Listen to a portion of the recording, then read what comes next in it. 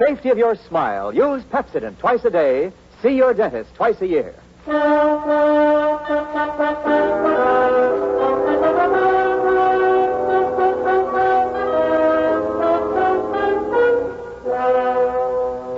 Lever Brothers Company presents the Pepsodent program, The Adventures of Philip Marlowe, starring Van Heflin.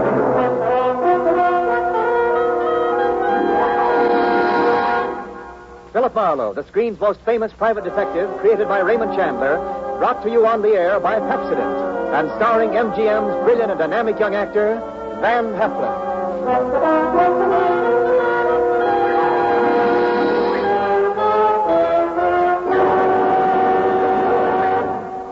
Now, families all over America have named their favorite toothpaste. New Pepsodent with Irium. New, fresh-tasting Pepsodent with a new, cool, minty flavor. Yes, in a recent test, new Pepsodent was preferred 3-to-1 over any other toothpaste. It's true. With families all over America, new Pepsodent is the favorite, 3-to-1. Families from coast to coast recently compared new Pepsodent with the toothpaste they were using at home. They preferred new Pepsodent by an overwhelming average of 3-to-1 over any other brand they tried. These families, 3-to-1, said new Pepsodent tastes better, makes breath cleaner, makes teeth brighter. Yes, in a recent survey, families 3-to-1 said new Pepsodent tastes better, makes breath cleaner, makes teeth brighter. Get new Pepsodent toothpaste for your family right away. Now, The Adventures of Philip Marlowe, starring Van Heflin.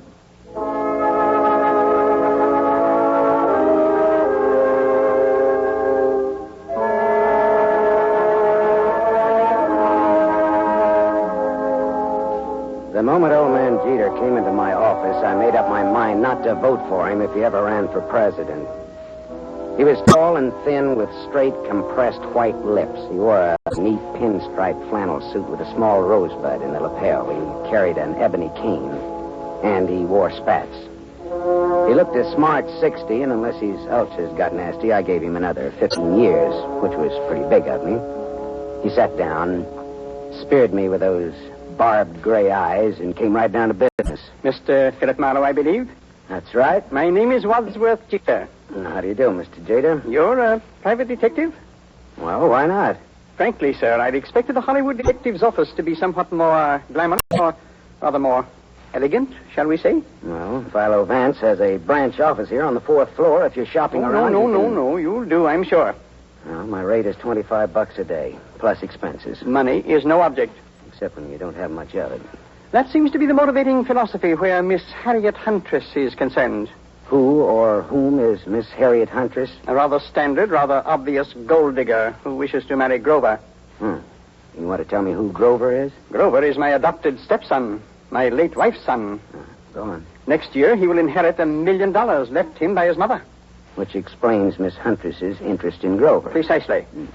Look, Mr. Jeter, am I being hired to smear Miss Harriet Huntress? Not at all. Merely to disillusion Grover about her. Yeah, well, that's the same thing. I think you better find yourself another boy. Wait. There's more. Okay, let's hear it. Do you know a man named Marty Estelle? Sure. He's a big-time gambler out on Sunset Strip. Why? Mr. Estelle claims my son Grover owes him $50,000. Well, then Grover'd better pay up if I know Marty Estelle. But suppose my son doesn't really owe Estelle the money. Does he or doesn't he? Mr. Estelle supplied photostat copies of Grover's notes with Grover's signatures. I thought they might be forged, so without Grover's knowledge, I took them to a handwriting expert named John Arbogast, a sort of detective. No? He's not sure. He wants more time. I'd like you to take over the case. Harriet Huntress and all. Miss Huntress, as you may know, is associated with Mr. Estelle. Well, that's incidental. I'll handle the forgery case, but not the slander job. Now, where does this Arbogast have his office? On Sunset near Iva. Okay, I'll look it up. Miss Huntress? She lives at the El Milano on North Sycamore. All right, I'll look her up, too. Arbogast and Huntress, in the order named.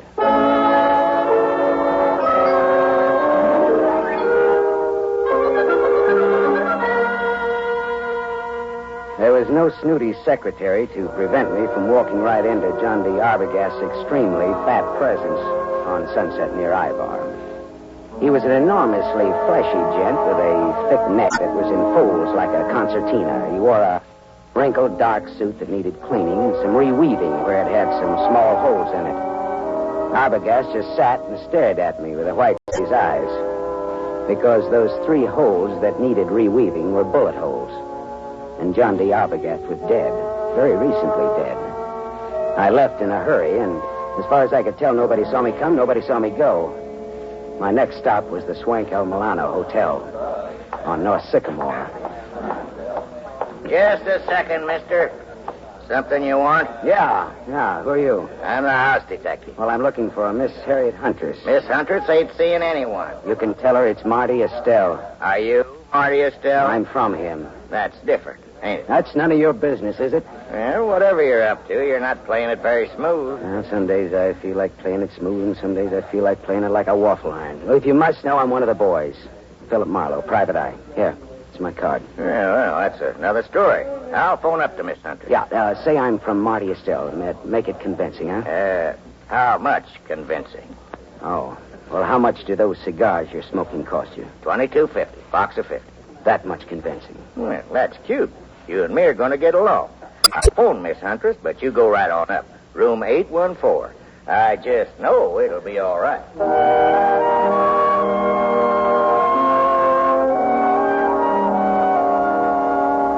Harriet Huntress was too tall to be cute, too beautiful to be really cheap.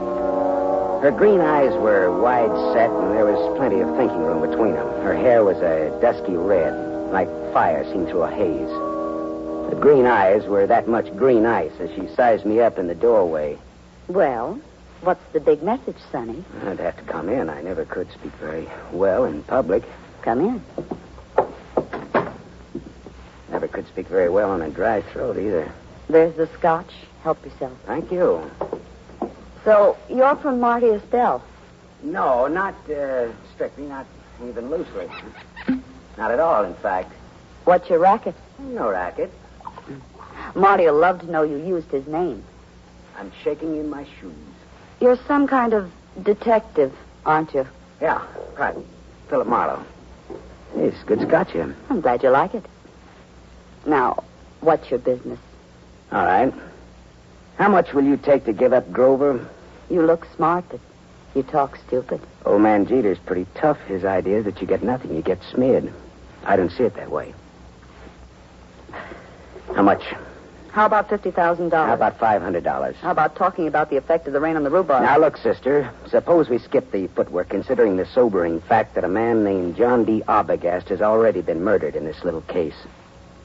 Does that have anything to do with me? I don't know. He was hired to analyze some notes Grover gave Marty Estelle. He was killed just after I took over the case. Do you think Marty Estelle works that way? You know him better than I do, does he?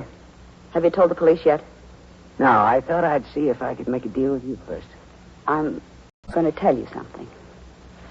My people were nice people who never got involved in murders. Old Jeter ruined my father. My dad shot himself and my mother died of the shock. I'm going to fix Jeter for that someday, even if I have to marry his son to do it. Adopted stepson, really. There's no relation at all. It'll hurt Jeter just as hard. And the kid'll have $1 million next year. I could do worse, even if he does drink too much. You wouldn't want Grover to hear that now, would you? No? Turn around and have a look, Gumshoe. I turned fast. He stood about 4 feet from me. Big, blonde, powerful. Whiskey in his brain and blood in his eyes. I can say anything I want around Grover. It's all right with him. Isn't it, Grover? That's right, Harry. He's trying to break us up, Grover. What do you think of that? I think maybe I better break him up. That's what I think of that. She laughed, and that made me mad. I turned to growl at her. It was a dirty look. It was the look of the month. That was a mistake. The big guy hit me. I went over sideways. It wasn't a hard punch, but my head hit a desk going down, and the desk got the decision. It gets dark fast in Southern California, but seldom that fast.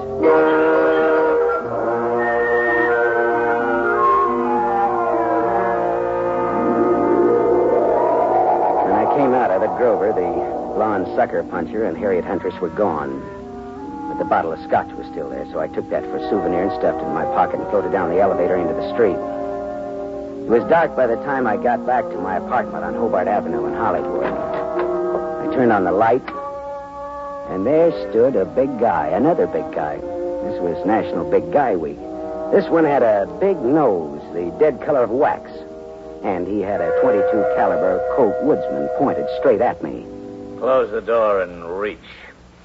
Come on. I turned a little to close the door. I got my hand under my coat.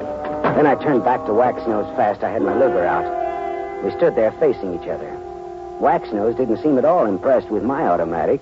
I just came to tell you to be smart. You're looking at a Luger, mister.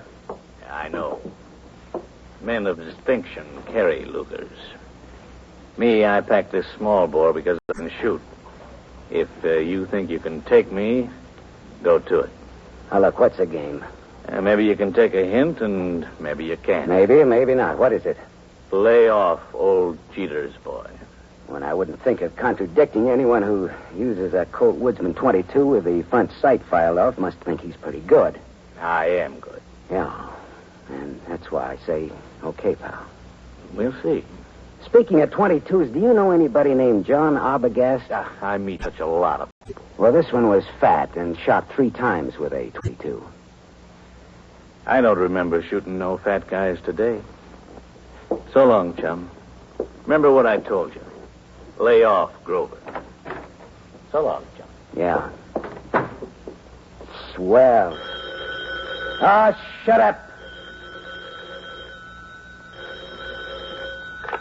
Yeah. Mr. Marlowe? Oh, Mr. Jeter. Well, your son or your adopted son or your stepson or whatever he is poked me in the jaw today. He is both my stepson and my adopted son. Well, both of them poked me in the jaw. My word, where? In Miss Huntress's apartment. You spoke to her? What did she say? She wants $50,000 and no dice. I offered her $500, just as a gag. Just as a gag. Mr. Marlowe, perhaps you underestimate the importance of this matter to Listen, me. Mr. Jeter, there are some very unusual angles to this case. For example, a gunman just stuck me up in my own apartment and told me to stay off of this case. What? I don't see why this case should get so tough. Good heavens. Listen, Mr. Marlowe, my chauffeur, Waldo, will pick you up in my limousine. I want to talk to you. All right. Well, tell Waldo to park on Hobart facing Franklin. He'll be around for you in 20 minutes. Good. Just give me time to drink my dinner. Bye-bye.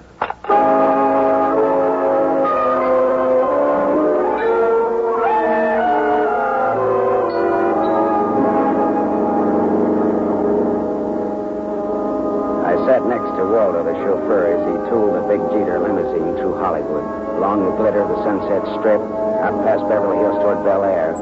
At Cavello Drive, we swung left for a couple of 100 yards, then left again, aiming for a driveway flanked by 12-foot wrought iron gates. Then something happened. Someone was standing in the glare of our headlights. Waldo swore and slammed on the brake shelter. You stupid! Go and get out of the driveway! The man stepped toward us. In the next minute, there was that same Colt .22 staring into my face again. All right, this is a heist.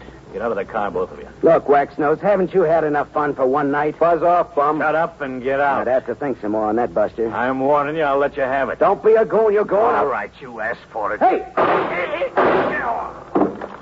Holy. You shot the guy. Yeah. I shot him. With this. All in fun. Yeah, some fun. It did the work. Jeter's house is right ahead. You sound as if you just shot a nickel in a pinball machine instead of a man. Now listen, turn off those lights and let's get out of here, but fast.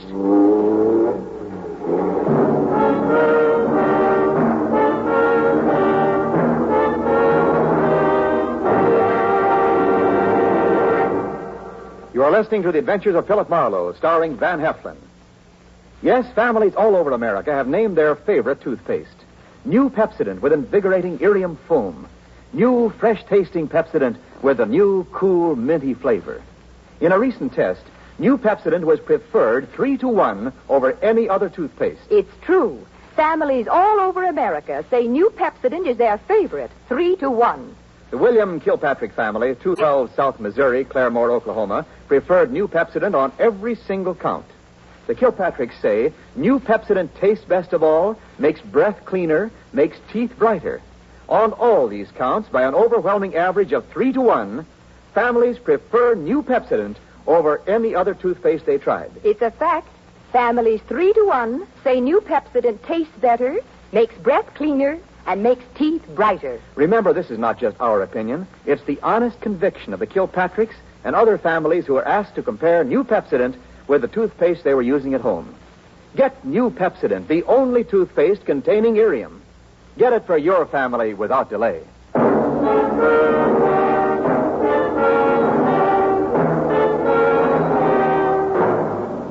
We continue with the Adventures of Philip Marlowe, starring Van Heflin, who appears by arrangement with Metro-Goldwyn-Mayer, producers of The Romance of Rosie Ridge, starring Van Johnson.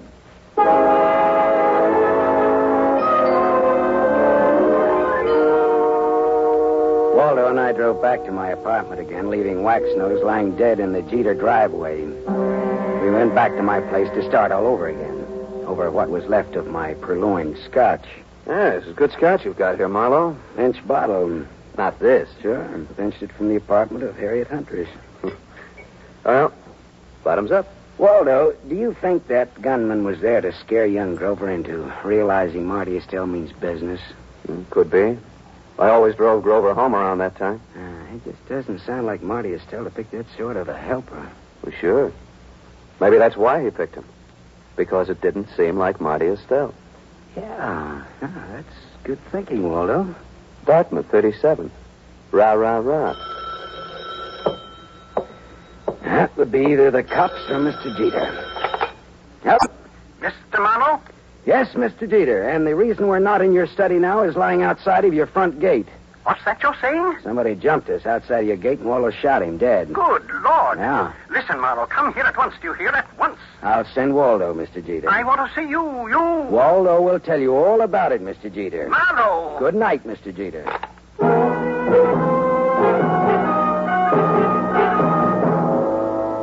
After Waldo, the chauffeur, had left, I went back to the El Milano Hotel. Hawkins, the house stick, was all smiles and open palms. I placed no confidence in his smile and a $20 bill in his palm. Harriet Huntress again? What's the matter? Just take me up to her apartment, that's all, huh? Sure. Right this way, fella. Hawkins took me to the 8th floor, room 814, and opened the door. There was someone in the room, waiting. Here's company for you, Mr. Estelle. Beat it, Hawkins. Yeah, this is the guy I was telling you about, Mr. Estelle. Come in earlier today. Said he was from you. Beat it, I said. Oh, sure. Come on in, Marlowe. I came to see Miss Huntress, not you, Estelle. Well, first of all, Harriet's not home. I came to tell her what happened outside of Jeter's gate. So you keep informed. I can't wait for any longer. Got to get back to the casino. Well, then, what did you come back for, Marlowe? I'm looking for the Jeter boy. After what happened to him tonight, he needs somebody to walk behind him. You think I play games like that? All I know is we were shot at. I asked you a question. I answered it to the best of my knowledge.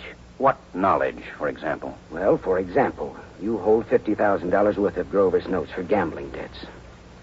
I have $50,000 invested in the kid. Would I be likely to bump him off? No. That makes sense, all right. I always make sense. Bully for you. And when I have $50,000 invested in a guy, I'm apt to find out all about him. Like about old Jeter hiring a man named Arbogast to work for him. Yeah? Arbogast was shot today. You know it. I know because I had you followed. You didn't tell the law, Marlowe. That could be very hard on you. Well, it could. Does that make you and me friends? A little blackmail, huh? Not much. We'll call it tattletale grail mail. From now on, do you stop bothering Miss Huntress? Okay, you win, Marty. Swell. That's all. I've got to go. Well, I'll just wait around for a bit, okay? Well, the Harriet Scotch is in that cabinet there. Thanks. I'll roll up my pants and go waiting in it. You know, Marlowe, I like you. You're cute. So long, Shaman.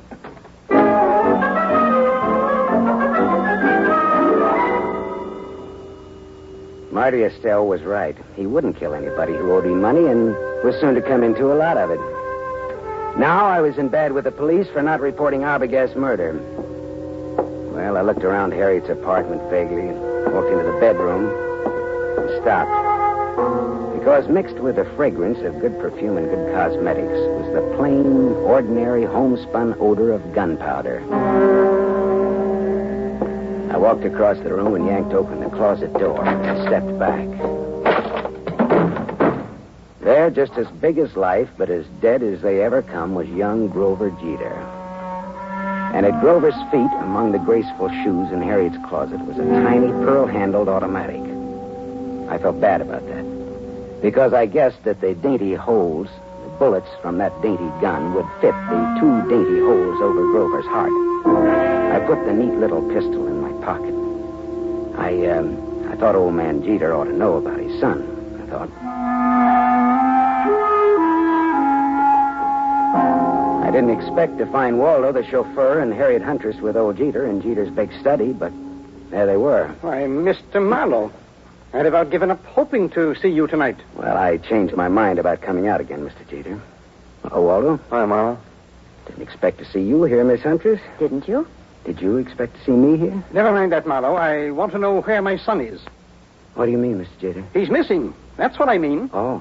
He's missing, and no one knows where he is. I know. Eh? What's that? Where, Marlowe? Miss Huntress, where did you and Grover go after Grover took that sucker punch at me in your apartment? We went out together in a taxi. During the ride, I had a change of heart. I didn't want Grover or Grover's money. I told Grover to find another playmate, and I got out in Beverly Hills. Grover went on in the taxi. And where did you go? Back to my apartment.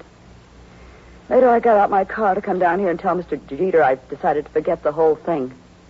And for him to call off his dime novel, Sleuth. A dime will no longer buy a novel of any description, but that is beside the point. You said you knew where Grover is. That's not beside the point, is it, Mr. Marlowe? He's back in Harriet's apartment. Well, I didn't let him in. How on earth could he be? Hawkins, your house detective, let him in. The last I saw of Grover, he was dead. Oh, what? What's that? Dead, shot with a small caliber gun. I can't believe it. I can't. It's dead? Miss Huntress, this .25 caliber pistol was on the floor at Grover's feet. Here, take it. Look it over, will you? It's mine. You're murderous. I'm not. You cold-blooded murderess. Oh, stop that! Stop it, both of you. It could have been suicide. Suicide? Well, yes, that's a possibility, of course. I see you like that idea, Jeter. But it wasn't suicide. Then shit. The murderous, the scheming, contemptible... It was murder, and it's fairly obvious who did it, Jeter. Eh? Marty Estelle is my guess. Well, guess again, Waldo. Estelle had $50,000 invested in Grover. He wouldn't kill a golden goose like that. And Waxnose didn't do it because he was dead, thanks to Waldo here. That leaves her. She did it. There had to be a motive and an opportunity. Well, it was her apartment, after all. Correct, Waldo. But Grover was Jeter's adopted stepson. Oh, like a real son he was to me. A real son. Yeah. But did you lovely people know that in the state of California, a man can inherit from an adopted son who has money and who gets dead? Did you know that, Mr. Jeter? Why, what do you mean? Your inheriting Grover's $1 million would be a motive for killing him, wouldn't it? Mr. Marlowe. That was the motive, Jeter, and it was Waldo's job to find the opportunity to murder Grover for you. All right, Marlowe. That'll be all for you. Well, Waldo, the Dartmouth gun fanner, huh? Drop that gun, Waldo. Shut up. I said drop it. Drop it. Hey, that's nice shooting, Harriet. My hand. Well, Papu, put a little Band-Aid on for you, Waldo. Waldo, you could have gotten into my apartment wearing that chauffeur's uniform. You could have gone in through the garage entrance and up the back way. Sure. When Grover let him in, he backed Grover into the room with his gun, but he shot him with yours. How much was Jeter going to pay you for this job, Waldo? Don't talk, Waldo. He's bluffing. You're telling me he's bluffing. Nice kids, these college boys.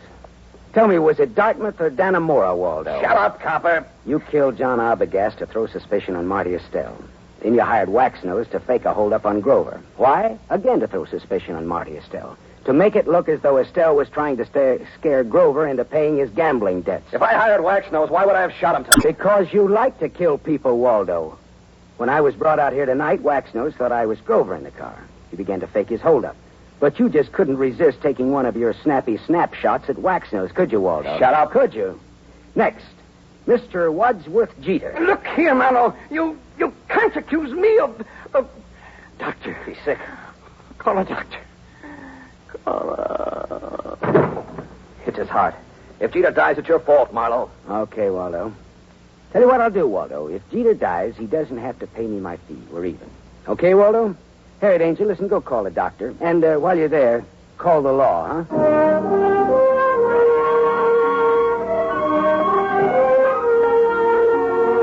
Jeter didn't die. His heart was as good as mine, if you want to make anything out of that. The law had Jeter and Waldo cold, and I mean cold. Me? Well, I went out a couple of times with Harriet, as I sat home with her a couple of times drinking her scotch. It was nice, all right, but I didn't have the money or the clothes or the manners. Still, I was sorry when she went to New York to live. She had absolutely the best scotch I ever tasted. Maybe because it was free. I don't know.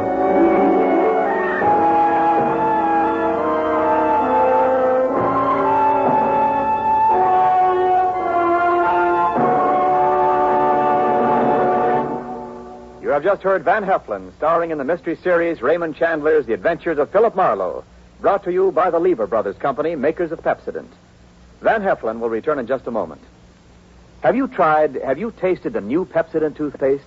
Its lingering, minty flavor is so fresh and inviting, families prefer it by an overwhelming average of 3-1 over any other toothpaste they tried. In a recent nationwide test, these families said new Pepsodent tastes better, makes breath cleaner, and makes teeth brighter. Remember, new Pepsodent gives you more invigorating irium foam. It sweeps dulling film away. No wonder it's the 3-1 favorite with families all over America. Get new Pepsodent with irium for your family right away.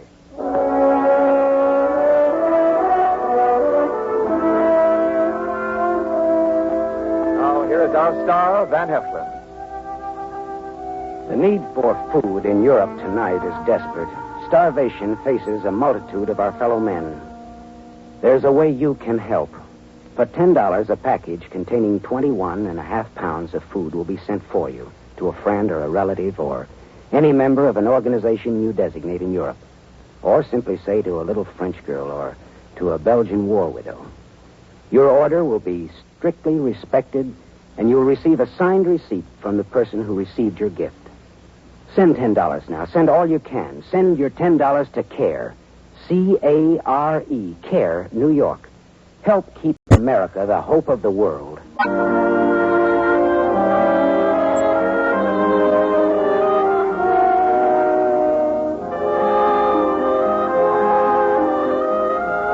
Tonight's story was adapted by Milton Geiger from the story Trouble Is My Business by Raymond Chandler, creator of Philip Marlowe, the screen's most famous private detective. The original music was composed and conducted by Lynn Murray. This is Wendell Niles inviting you to listen again next week at this same time to another exciting mystery on the Adventures of Philip Marlowe, starring Van Heflin with a distinguished cast.